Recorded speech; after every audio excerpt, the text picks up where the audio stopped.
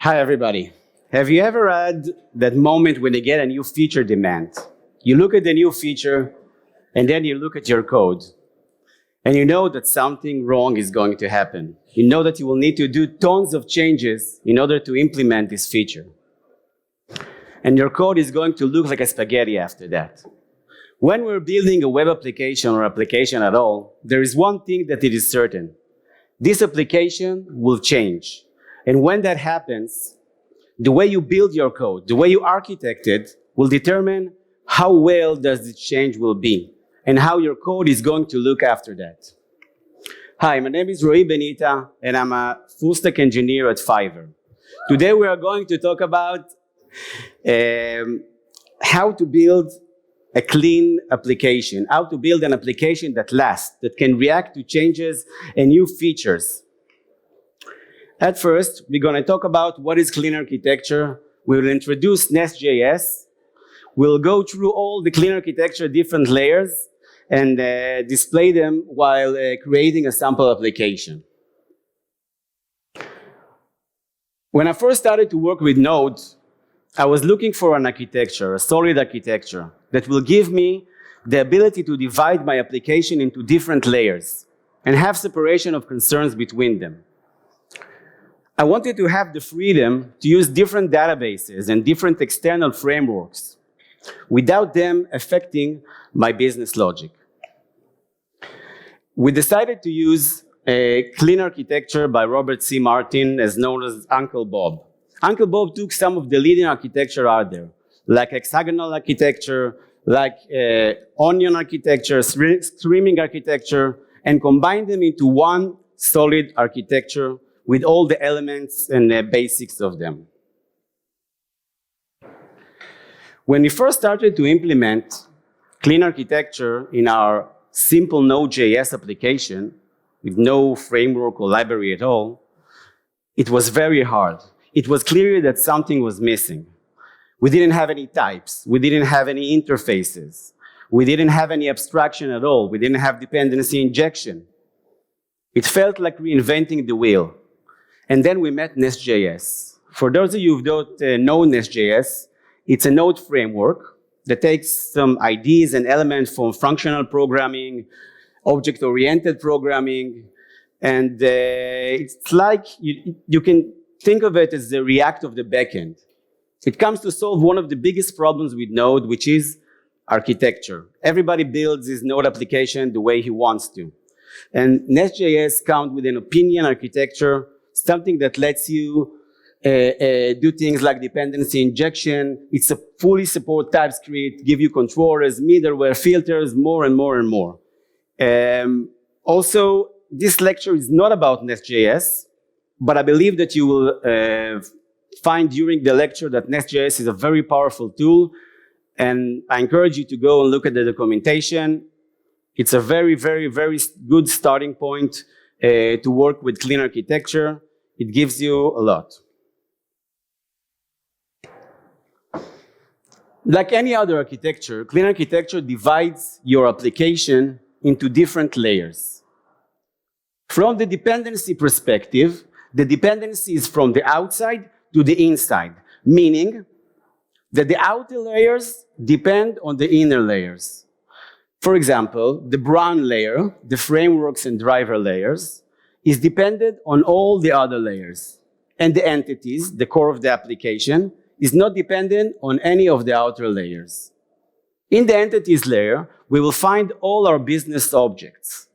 And what I mean by business objects? Objects that related to the business of the application. Unlike any other architecture, these are no DB schema.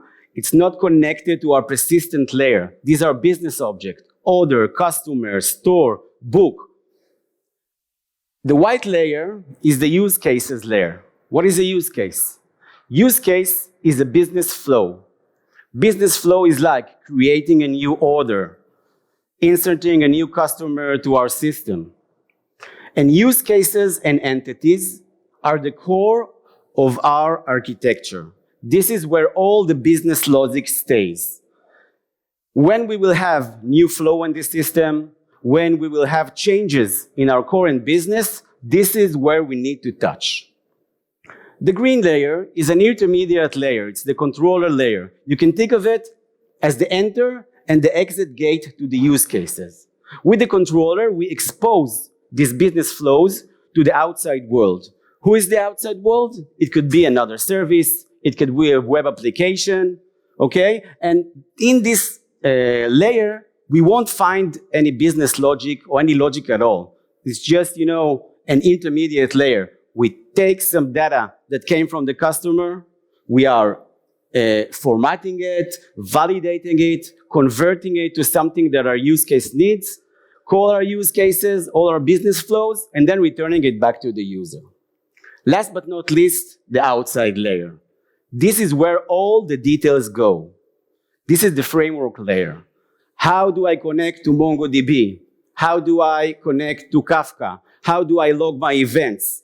All the details goes in that layer. You're probably asking yourself, the business flow, the use cases, how they don't know about the database. If I want to create a new order, I need to persist this data in the system. How the hell the use case can call something that it doesn't know? So we will go through all the different layers of clean architecture and we'll write a sample application. It will be a simple books API, a microservice that lets you add, delete books from the system, and we will build this layers step by step. So first, like we said, we'll build the core layers, the entities and the use case applications. Our base entities will be book, author, and genre. You can see something nice here, that these files, these entities, doesn't depend on any outer library. These are just plain JavaScript classes. We don't have here any data annotation, some kind of ORM, something that tells us that this is connected to some kind of a database. These are plain objects. Our main business flow in this sample application will be get a list of books, get a single book, CRUD operation on a book, and an author. Let's take, for example, the create new book. What do we need to do in order to create a book? We get an object, okay, let's say some kind of a DTO, and need to validate it. We want to create a new book object, something that we can persist. We need to persist it in the database. Let's take for a sample some kind of a business flow. We need to update our inner ERP system that a new book was added to our organization. In order to do all these tasks, our create book use case, our create book flow, business flow, needs to connect to some kind of data services that he will tell him, hey, take this book, persist it in the database. And he also needs some ERP service that will tell him, hey, take this book, I want to notify you that we have a new book in our organization. First option, let's write the code. Okay, you don't have to, understand everything, but you will see in line 5, we decided to persist our data with MongoDB. So we are calling MongoDB service. Then we know that our organization works with SAP as our main ERP system. We are calling SAP services. Then we are calling the Mongo data services books create, and we tell the data services to create our book. And then we call the SAP service and returning the book. The problem with this approach that we are coupling MongoDB and SAP inside our business processes. If we decide from some reason to change our database, or if our organization decides that he wants to move to another ERP system, we will need to go over all our use cases and tell them, hey, we're not using MongoDB anymore. We are using now SQL, and we are connecting to Microsoft ERP and not SAP. Also, if we are using SDK, like Mongo SDK or using Mongoose inside our use case, if from some reason that can happen, Mongoose will decide to change the SDK, will decide to change the API, and we will need to go and fix all our business use cases. So how can we do it differently? This is where abstraction comes to the rescue.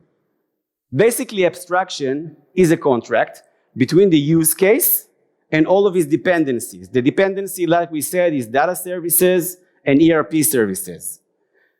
The use case will create a contract where it says, okay, I don't know the exact implementation, but I know that I need to have some kind of a data service, and I know that I need to have some kind of ERP service. With abstraction, we are creating blueprint of functionality.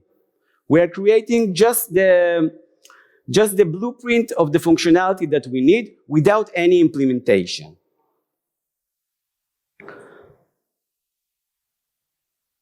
So here let's see how does our use case will look right now.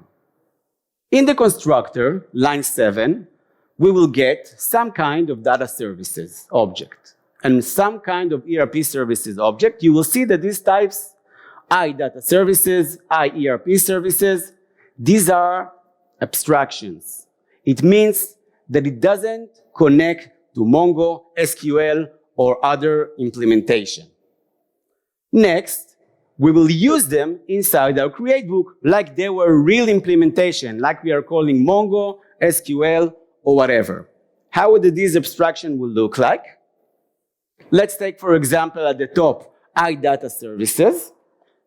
We define only that we have a class, data services.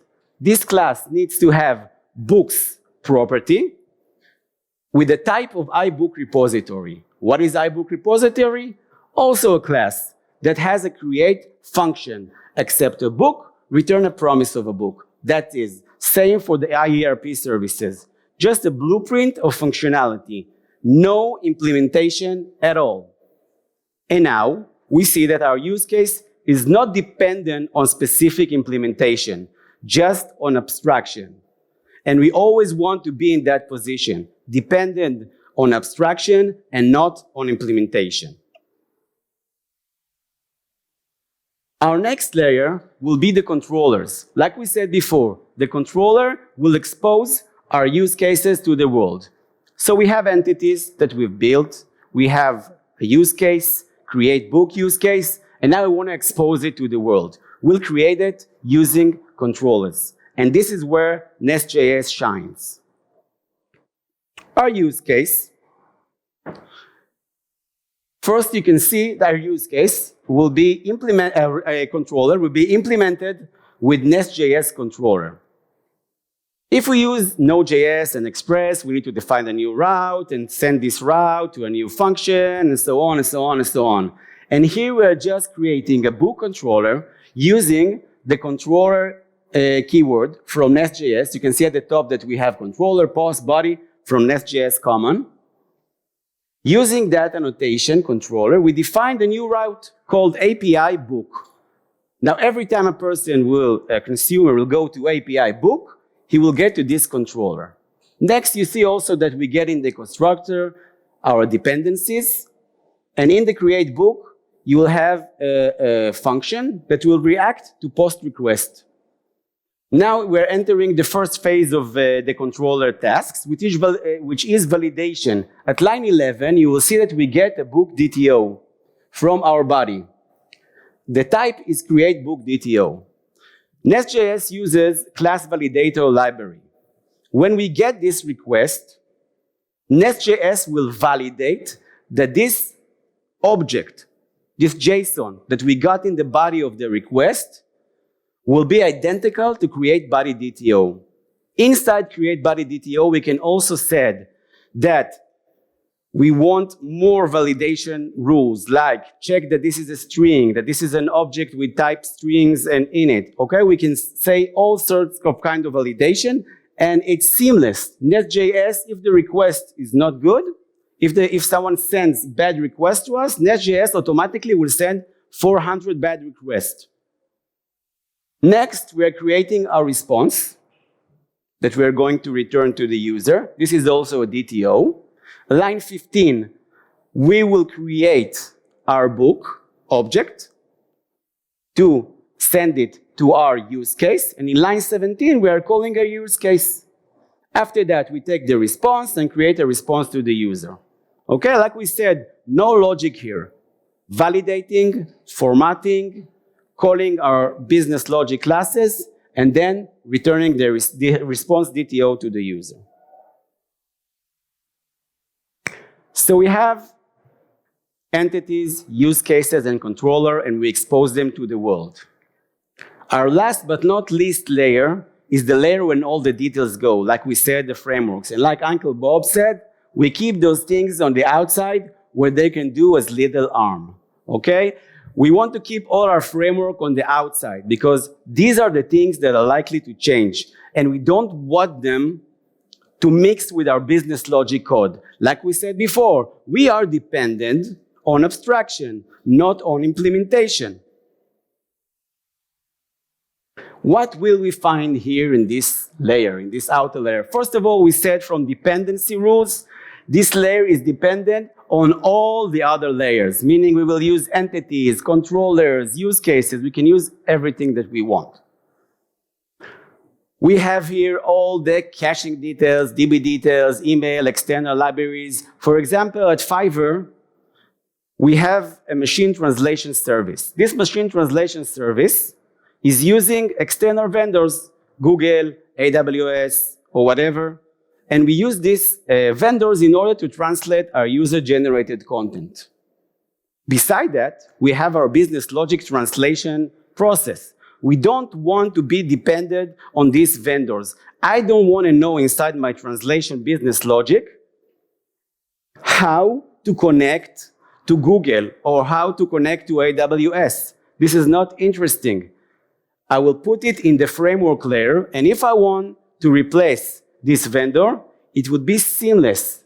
And next I will show you how. We will give an example. How can I move from MongoDB to SQL in one line of code? So we declared our abstraction. We said our insert book use case needs data services. We said it. And this data service needs to have some kind of a repository inside of him. And the ERP service needs to have some kind of a notify function inside of him. So we need to implement all those things.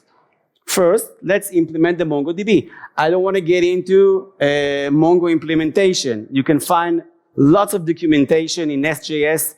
It's super, super, super easy, okay? And in this example, we are just creating a class, Mongo Data Services, that implements iData Services, the abstraction, as promised, and it has a property, books, from the type of Mongo Book Repository. And this repository has, at line 11, the promise create function. And in line 4, you can see that it is implementing iBook repository. So we have implemented all our abstraction. Okay, so we have abstraction, and we have implementation, and we said that the use case doesn't have access to this implementation. It is only dependent on abstraction. How the hell this implementation are going to get inside the use cases?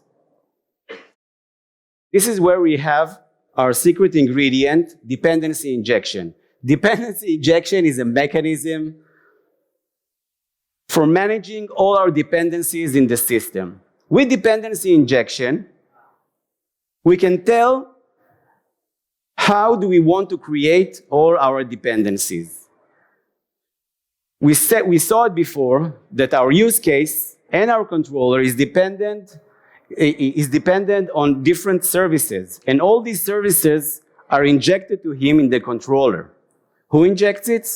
Dependency injection. Dependency injection lets you manage all the objects in your system. You can say that every time a person asks for iData services, I want to give him Mongo Data Services objects.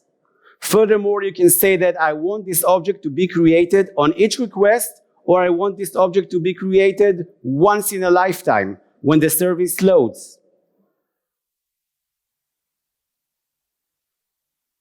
In this file, in the module file, I'll tell NestJS at line 12, it doesn't matter what we have on the outside. At line 12, we have provider, iData services, use class, Mongo data services. Now, when our use case, our creative use case runs, okay, in the constructor, he won't use iData services. He will use Mongo data services on runtime, because when he will create this book use case class, this object, he will inject the instance that we told him to inject. Okay? Now, let's say we want to change. We want to move from Mongo to SQL. What do we need to do? Do we need to touch our use case files? Do we need to touch our business logic? We don't want to, right? Because we are dependent on abstraction, not on implementation. So first, we need to implement some kind of SQL data services, and he will implement the iData services abstraction, okay? And then we need to say, hey Nest, remember I told you that I want to use Mongo? I don't want to use it anymore. I want to use SQL data services. And our use case doesn't care about it because he only depends on the functionality. He doesn't depend on the implementation. So we moved and saw all our building blocks of clean architecture. We saw that we have the entities and the use cases, which is the core of the application. And we saw that changes on this layer will happen only when our business changes. We made the controller layer that is basically an intermediate layer, and we made the framework layer where all the details go. And at the end, we saw the dependency injection and how this is a powerful tool to manage all the objects in our system. Thank you very much. You can find all the code of this lecture in my GitHub repo. You can also find a detailed article at my Medium channel about how to implement with NestJS, with generic repositories, and how to implement it also in vanilla nodes. Thank you.